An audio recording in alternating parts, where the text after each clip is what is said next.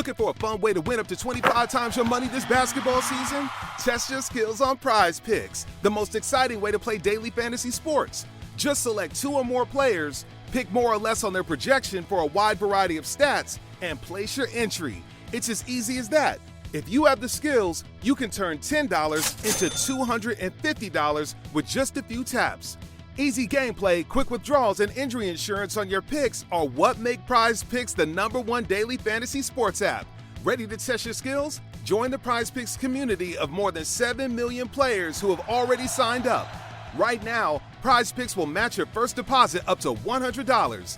Just visit prizepicks.com/get100 and use code GET100. That's code GET100 at prizepicks.com/get100 for a first deposit match up to $100. Prize Picks, daily fantasy sports made easy. You are listening to the Hiking Radio Network, where we talk the walk with shows by hikers about hikers for everybody. I'm wondering if you'd go wandering with me through the wilderness and woods to where the winds are blowing free, through the darkness of the night, heading toward the morning. Welcome to the Jester Section Hiker Podcast with the spotlight on section hikers. And I'll spread the word and you beat the drum. We'll round up the troops and get the gang to come, and we'll leave the streets and these neighborhoods, head over the river and through the woods. I am excited to announce that the podcast episodes that are specific to the Mountains to Sea Trail are now being sponsored by the MST Guide by Pocket Trails. The MST Guide is the most comprehensive app for maps and navigation developed for the Mountains to Sea Trail, providing unprecedented information and ease of access for day hikers, section hikers, and through hikers. Never get lost again. Updated maps with trail route changes and everything you need from parking areas, camping locations, water sources, and more. Available now for download through Google Play and coming soon for the iPhone. Check it out and download today. The MST Guide by Pocket Trails. Follow the lines in the palm of your hand.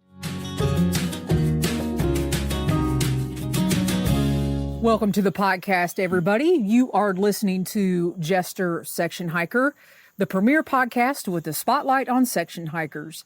And I'm your host, Julie Jester Gayhart. For this week's episode, I am back with 3 more hikes for my quest to hike all 40 day hikes found in the book, Great Day Hikes on North Carolina's Mountains to Sea Trail.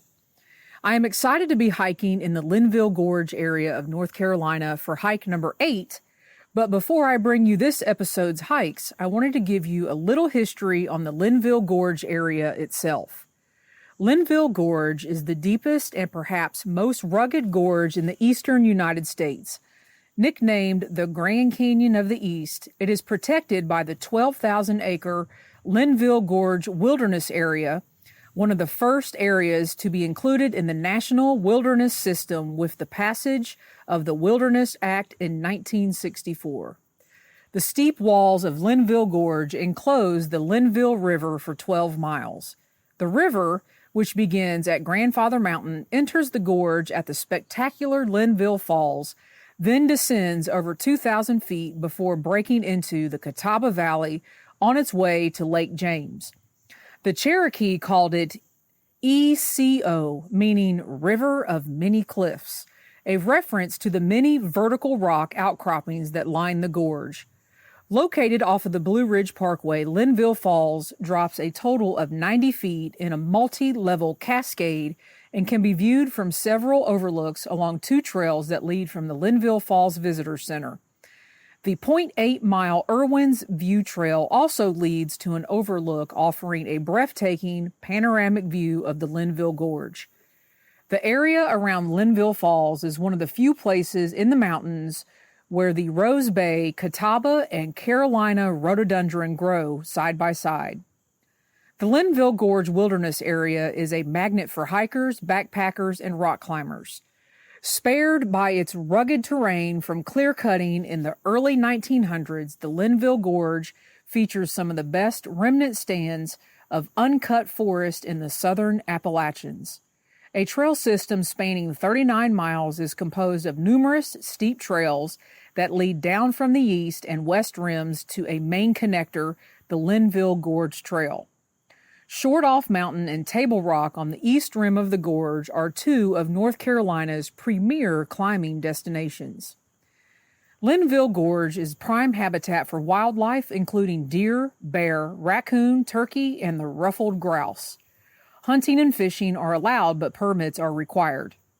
The Linville Gorge Wilderness Area is managed by the U.S. Forest Service as part of the Pisgah National Forest. Thanks for joining me on the podcast, everybody, and now on to those day hikes, numbers 8, 9, and 10.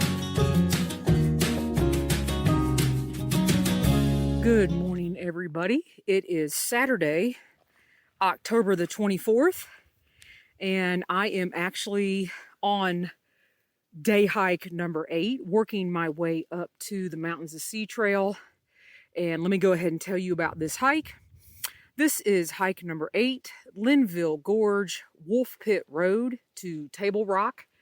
And I am actually on what's considered the Wolf Pit side trail, which takes you up to the Mountains of Sea Trail.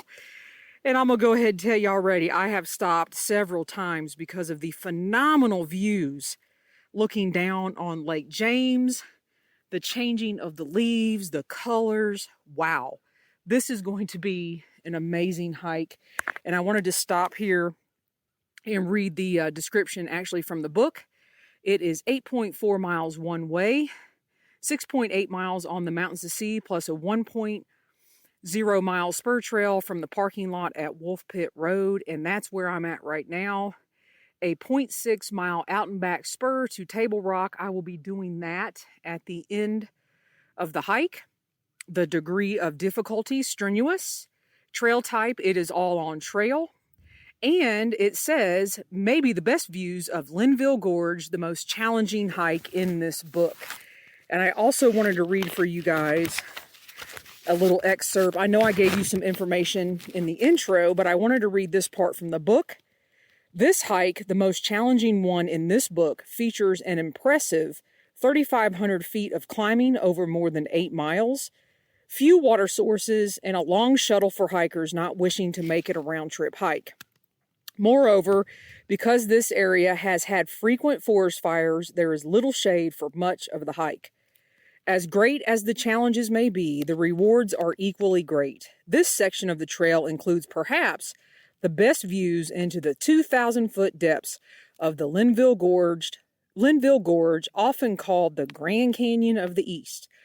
Other points command impressive views over Lake James, which is where I'm at right now, and I will say, impressive views, and the Piedmont of North Carolina. For naturalists, the forest fires have created many opportunities to see forest regeneration in action. All right, you guys, I am really, really looking forward to this hike. I have only been, sadly, up in the Linville Gorge area a couple times.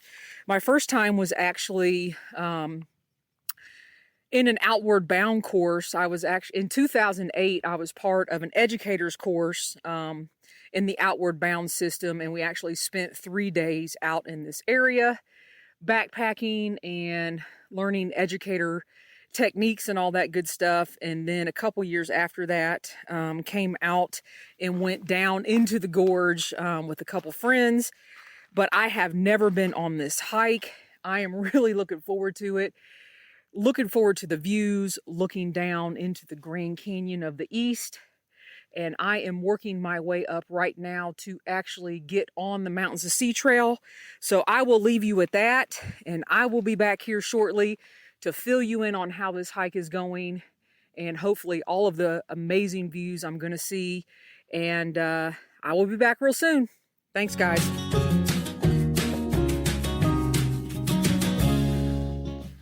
All right, guys, I am back, continuing on hike number 8 on the Mountains to Sea Trail in the Linville Gorge area. otherwise known as the Grand Canyon of the East. And that statement is very true. Right now, on my left-hand side, I mean, at any given moment, when I look up and look out, I am basically on top of the canyon, so to speak.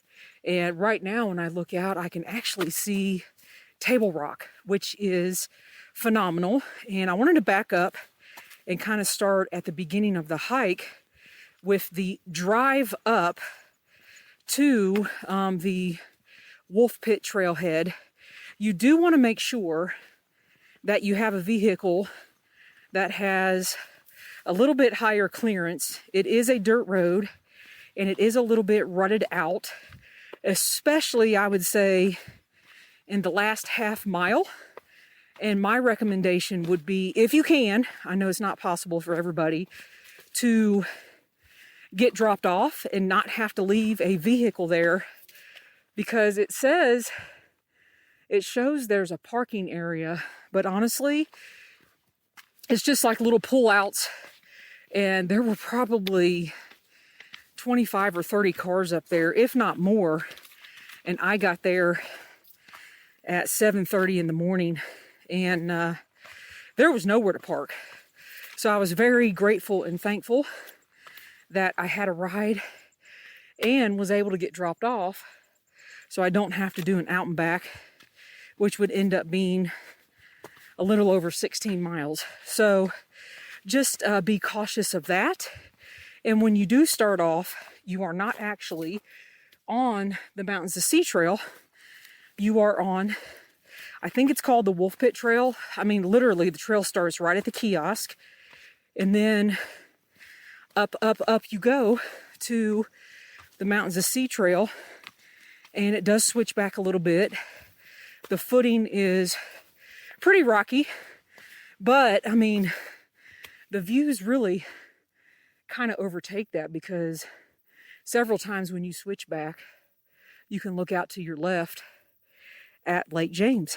And so once you get up to the actual Mountains to Sea Trail, you continue up, I would say almost until the 2 mile point, and then it kind of levels out, and then you start seeing the gorge, and there are cliffs and rock outcroppings and various places you can step off the trail. And hey buddy, how's it going? How's it going? Phenomenal, huh? Unbelievable. This is my first time doing this hike. Oh, it's great. It's awesome. Yeah. I'm glad I got dropped off though. The parking area down there was quite full down there at Wolf Pit. So, but anyway, happy trails. It's about oh, for me? For all of us. For all of us. All right, cool. Yeah. Looking forward to it. All right, so there were some people just then actually up on a rock outcropping looking over to Table Rock. So that was fun. And I don't know what he meant by it's about to get fun, but I will definitely keep you posted. And yeah, heading to mile 3 of this. And again, you guys are probably laughing at me now, because last week I rated my favorite hike number 5. I'm pretty sure I've changed my mind. So I will get back to you once I continue on and hopefully get to Table Rock and give you guys a summary of hike number 8. Chat soon.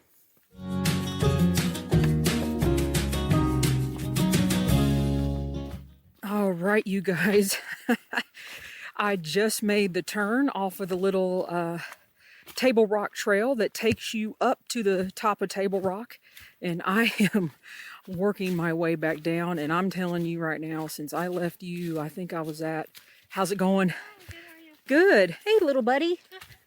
At the 2.5 mile mark into hike number 8, and the gentleman that was there said, "Oh, you're in for some fun." And I'm gonna go ahead and tell you, from the 2.5 mile point, I don't even know if I could describe this hike. I will say 100% that so far This is the most strenuous hike that I have been on regarding the day hikes, and this is hike number 8. And the book does say that this is the hardest hike, and I will agree with that up to this point. I'm calling it the hellaciously heinous but beautiful hike, because it is absolutely, I know I keep saying phenomenal, but I mean it. It is a phenomenal hike.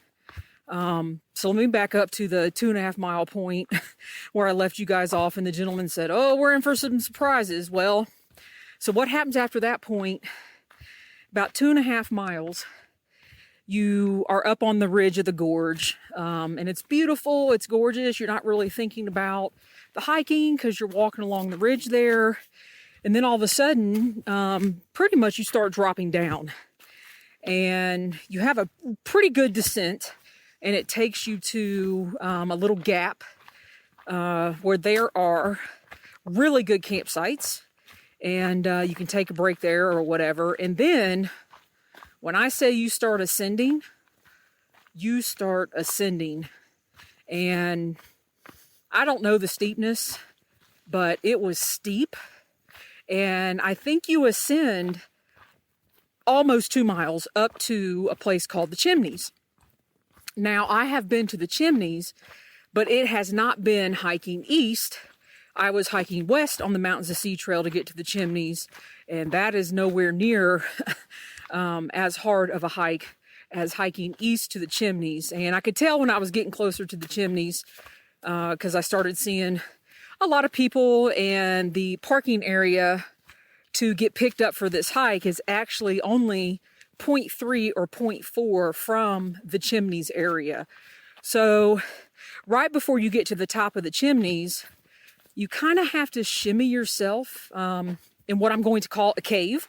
It wasn't long, it wasn't any big deal, but when you're tired and you're done climbing and all that wonderful stuff, the last thing you want to do is shimmy yourself up through a cave. But I sucked it up, I did it, got up to the top of the Chimneys, and I'm telling you right now, absolutely, 100%, some of the best views I have seen in North Carolina. And I will put this hike right there with hiking in the White Mountains. The climb actually reminded me of climbing up in the White Mountains out of Pinkham Notch up to the Wildcats. That steep, yeah, every once in a while you're going to get a great view, but on this particular hike, comparing to that, you pretty much have views all the way. So, I mean, I'm not kidding. I was at one point, every 5 steps, I was having to stop and take a breath, get water, and go again and kind of recharge. And then I'd try to go 10, 15 steps, take a breath, all that good stuff. I couldn't do my method on the Mountains of Sea Trail.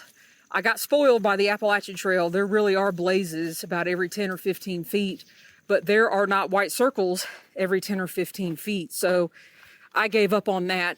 But another thing I wanted to let you guys know is I have been using an app for these particular hikes. And I meant to say this on the last episode. It is actually called the Hiking Project. And the app will remind you, for those of you that are familiar with the Gut Hook app, it works in that similar fashion. You download the app, and then for the Mountains of Sea Trail, you actually download the segment of trail that you are going to be hiking, and it will follow your movement without your phone actually having to be on. Hey guys, how's it going? And so I've got, hey, it's all good. That's a tough hike. That is a tough hike, but amazing views when you get up there. Absolutely. So it works kind of like the Gut Hook app. It will track you without your phone being on. So I've been using that. And of course I have the Mountains of Sea Trail 40-day hike book with me. How's it going? And I have been using that as well. You guys, when I tell you I have major trail brain right now, I have major trail brain. I am going down, and I have not gone down since about the mile 3.5 point. I mean, there was a 0.3 down from the Chimneys, but it wasn't much. So, how's it going? But, yeah, you guys can hear me. I'm passing a lot of people going up to Table Rock. And I will say, when I got down from the Chimneys, I don't know what's worse than the Wide World of Disney, but it was worse than the Wide World of Disney down there at the parking lot. So I will be glad to get out of this area. But I will say, if at all possible, for this hike, number 8, if you can get dropped off or get a shuttle, I do recommend that. If you do want to do this as an out and back, what you can do is you can hike to the short off area. There is still some water there. Camp there overnight and then finish out the hike if you place cars. You could spend a couple nights out on this hike just because of the amazing views, and you'd really want to time it with the weather as well.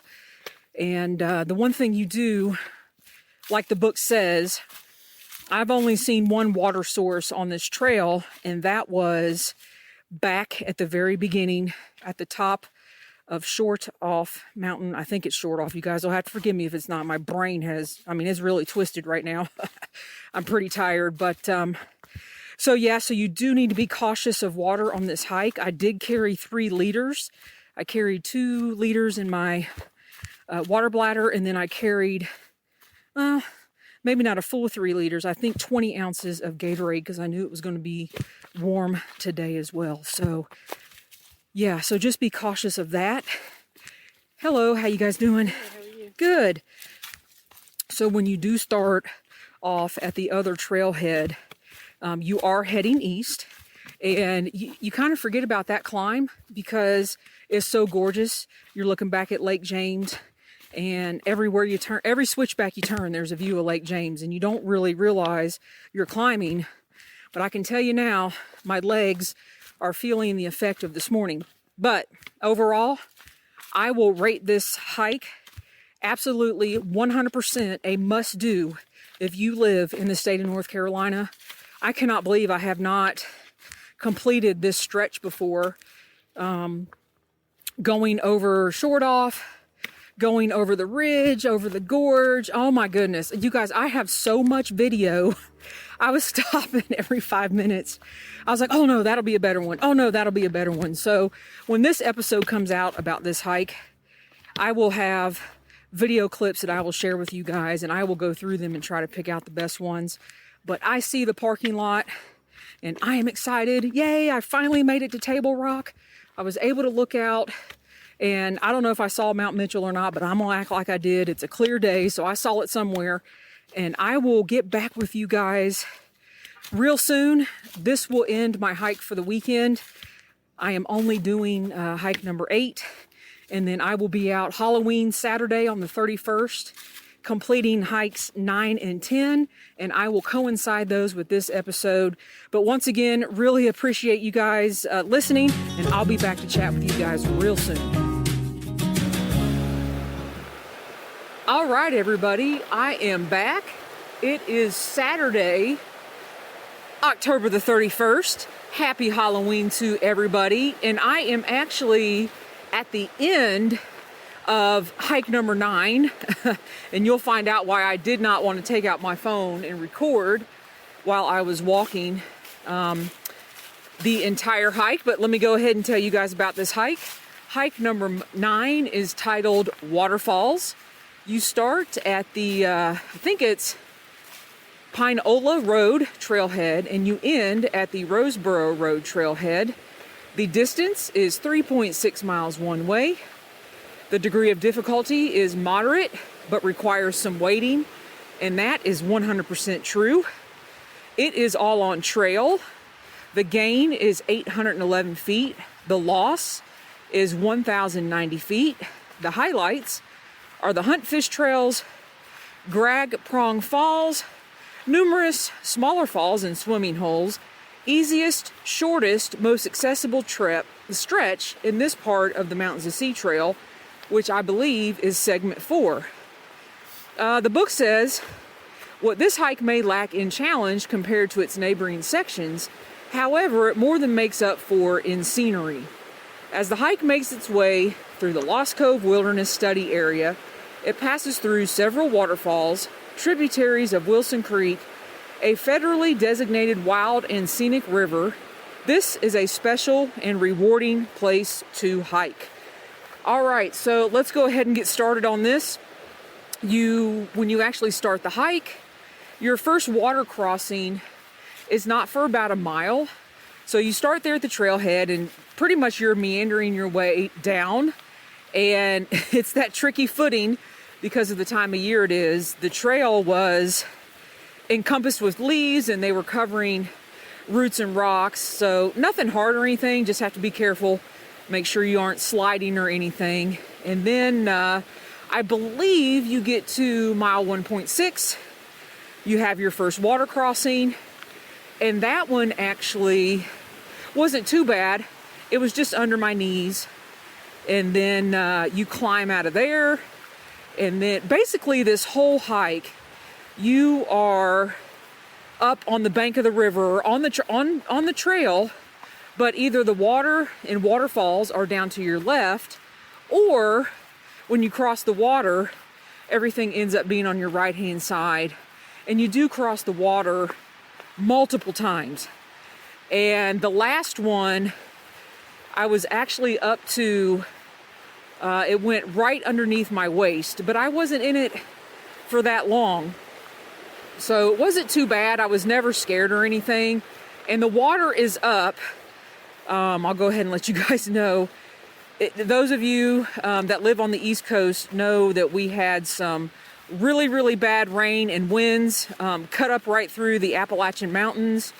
And that is very evident with these water crossings that still a couple days later, they're probably a little bit higher than what they would be, but they're all very doable.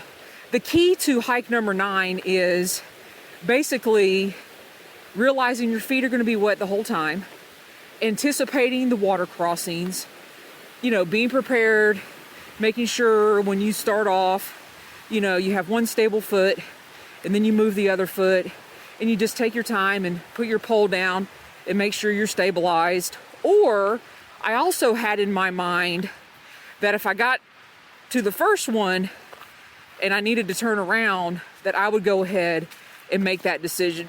Because it does say in the book, some of this may not be passable and you may need to turn around. So I anticipated that as well.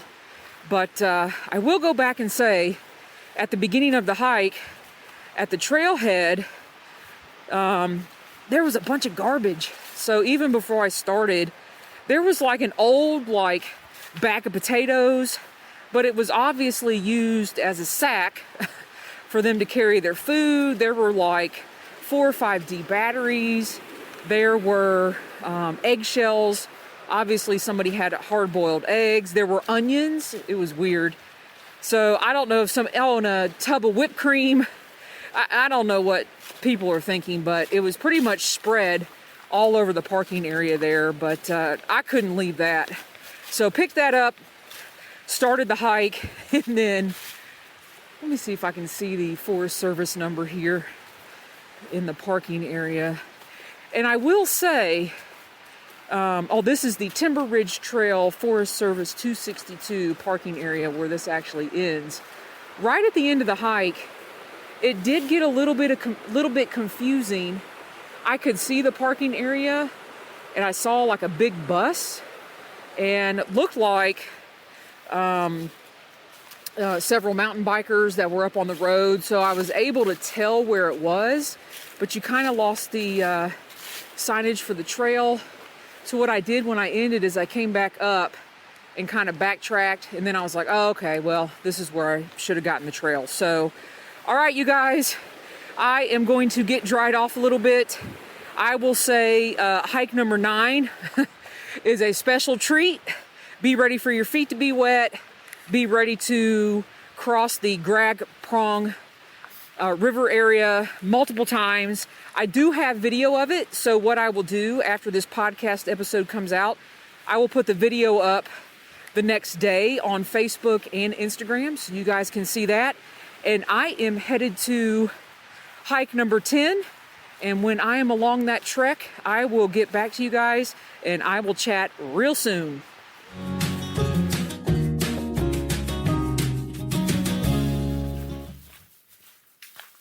All right, you guys, I am back. It is still Saturday, October the 31st, Halloween. And wow, what a difference between hike number 9 and hike number 10. I am actually probably 3 miles in to hike number 10. Let me go ahead and give you the hike number 10 information. Let's see, in the book, this is titled Cone Manor Carriage Trails. You are dropped off at the Shoals Mill Road near Banner Elk and Linville, and actually not far from Boone, North Carolina. And these carriage trails take you all the way to Flat Top Manor. It is 4.3 miles one way.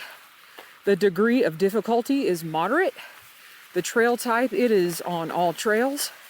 The gain is 1,002 feet. The loss is 717 feet. The highlights of this area are scenery, history, and crafts at the Flat Top Manor.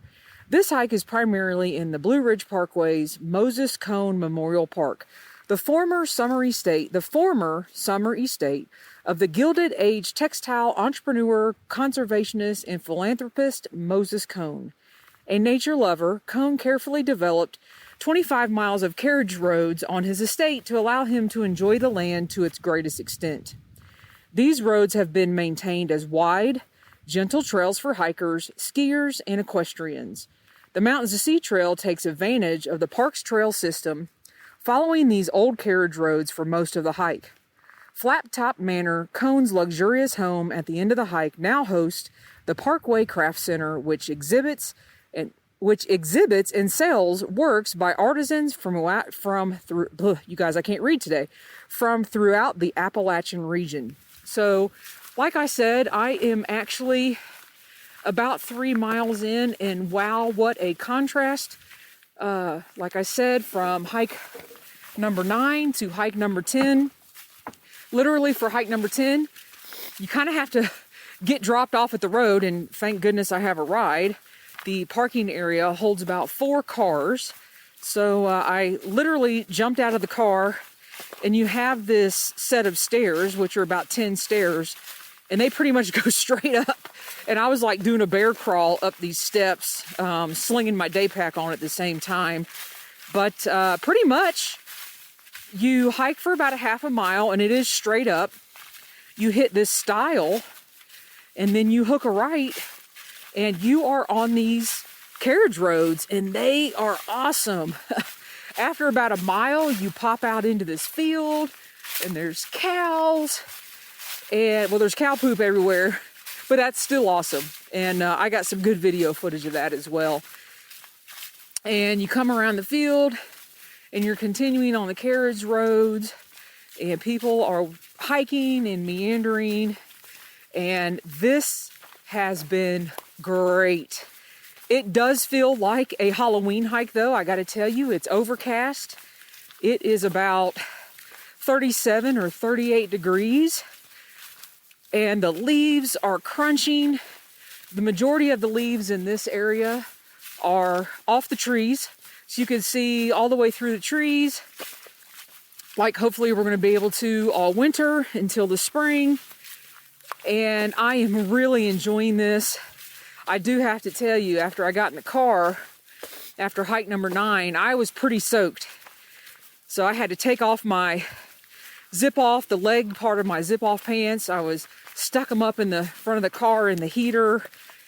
It had the heated seats on. I had the heat cranking. It was about 80, and I got dried out. And the drive from hike number 9 to the start of hike number 10 is actually a really great drive. You go through the town of Linville, and you kind of outskirt the ski town of Banner Elk, North Carolina, and stop to get some gas at a gas station. And a guy was out there literally popping kettle corn. So I couldn't pass that up. Had to get a big old bag of kettle corn. So ate a bunch of that and made myself sick before I started this hike. But anyway, hike number 10 is definitely a must in the book. I'm not trying to downplay hike number 9, but those water crossings and the water temperature just made it a little unnerving, to say the least. So I am glad to be on number 10, and maybe in the middle of the summer when it's really, really hot and I can take advantage of those swimming holes and all that good stuff that hike number 9 has to offer, I will go back there one summer and take advantage of all of that.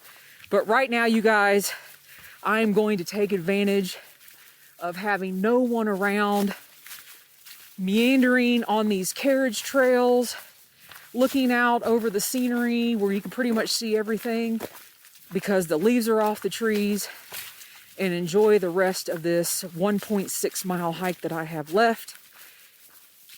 And then hop back in the car, get warm again, and head on back to Charlotte. So this will conclude hike number 10. So all of the hikes 1 through 10 are done, and I only have a couple more hikes, and then I will be out of what the Mountains to Sea Trail considers the mountain portion of the trail, and we'll be moving into what is called the Piedmont portion. So that will be interesting because once we move out of the mountains, I have never hiked, I don't think, in any of the Piedmont portion all the way to the beach. So all of that trail will be new. Really looking forward to tackling that over this winter when weather permits, and in the early spring, hopefully I will get to Jockey's Ridge and conclude these 40 hikes before April. But in the meantime, you guys enjoy your Halloween. Have a great rest of the weekend, and I will be back to chat with you guys real soon. All right, just wanted to come back real quick and close out the episode by reminding everyone you can find all the show notes and any mentions for this podcast on our website at hikingradionetwork.com. You can always subscribe to your favorite podcasts that fall under the network umbrella. Leave us a voice message, which I think is pretty cool, and donate to your favorite show if you like what we are doing here at the network. All donations go to Steve Mighty Blue Adams, who is the producer of our show, to cover costs for hosting our network and all of our podcasts. Next week, I am back with a guest interview that I think you will really enjoy. Thanks for listening, everybody, and happy section hiking.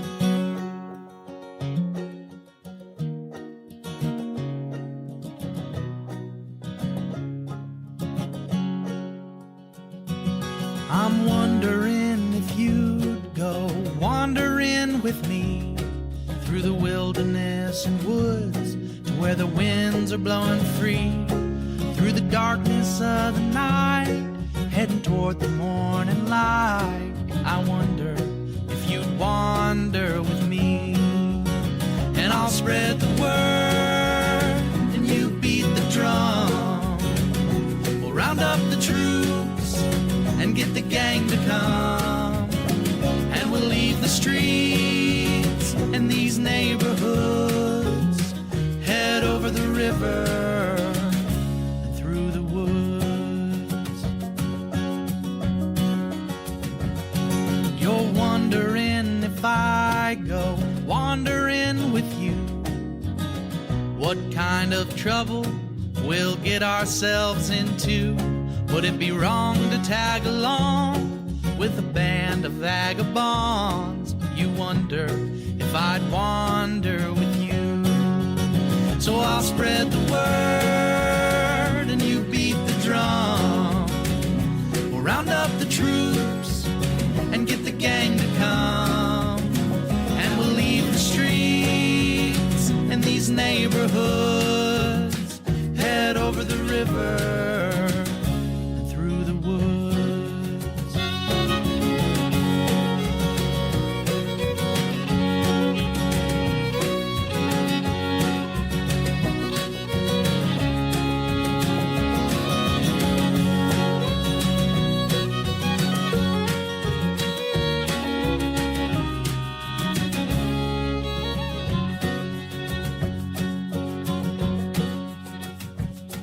I'm wondering if you'd come wandering my way, if you ever get lost or if the trail leads you astray.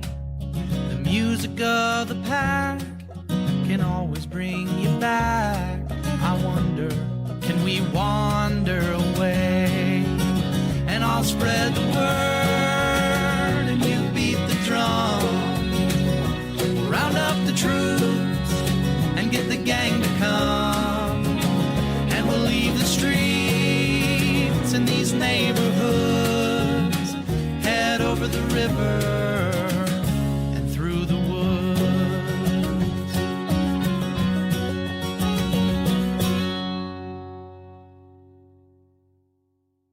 Looking for a fun way to win up to 25 times your money this basketball season? Test your skills on Prize Picks, the most exciting way to play daily fantasy sports. Just select 2 or more players, pick more or less on their projection for a wide variety of stats, and place your entry. It's as easy as that. If you have the skills, you can turn $10 into $250 with just a few taps. Easy gameplay, quick withdrawals, and injury insurance on your picks are what make Prize Picks the #1 daily fantasy sports app. Ready to test your skills? Join the Prize Picks community of more than 7 million players who have already signed up.